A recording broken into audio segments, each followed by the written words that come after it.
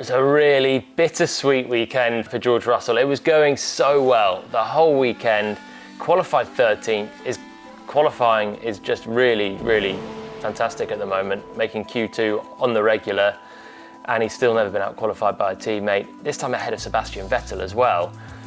And the race was going so well as well. He was up in the top 10 by the time Verstappen's tyre failed, and with not that long to go, Williams keep him out on the hard tyre, and he's got, once again, for the first time since Mugello, a real shot at trying to get a point, and it all goes up in smoke in one moment.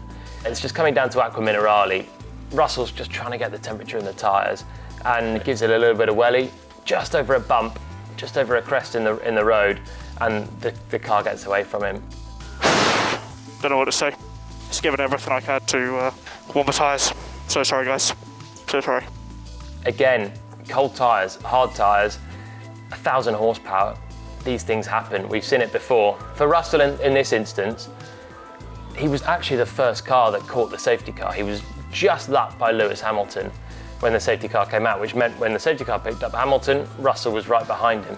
Hamilton then pitted for a new set of tyres, so then Russell is the next car behind the safety car. He's the first car behind the safety car. That meant he had to do an extra lap at this point than the other drivers that he was actually not that far behind, the midfield pack of Ricciardo, Leclerc, Albon and Norris, who all stayed out as well at this point.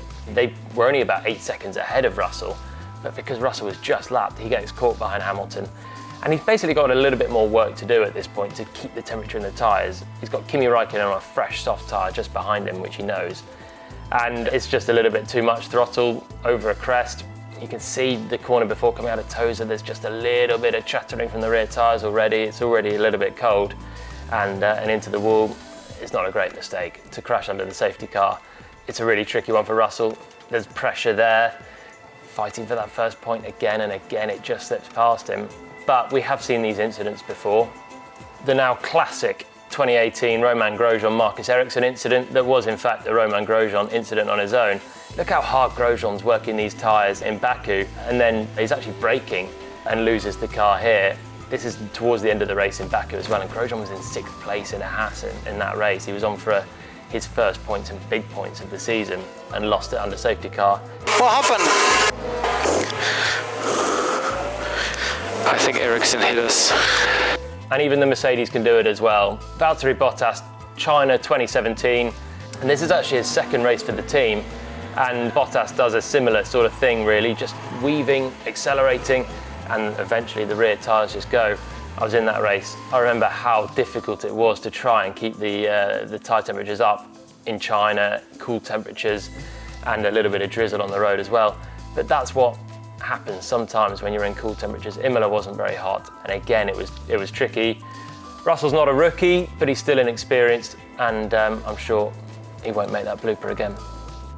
As a driver is so tricky. We saw after the crash Russell's reaction, and he was just absolutely disconsolate with himself. He knew that was an opportunity passed up. I actually had another similar incident myself in Monaco 2016 when I crashed on the safety car restart it was, but it was just with the rear tyre temperatures not up to temp.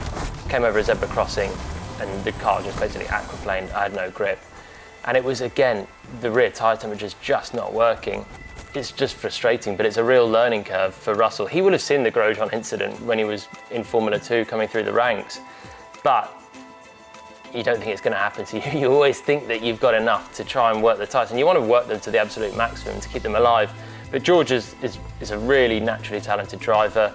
He's shown it so much in qualifying. Remember, he's still driving a Williams, which is a back-end car, and he's doing a good job in it, consistently ahead of Nicholas Latifi as well. I think it's a matter of time before he does get points, but when he hasn't got points and he's got these chances, it must just be so frustrating for him. So that was a look into the sad end of George Russell's weekend.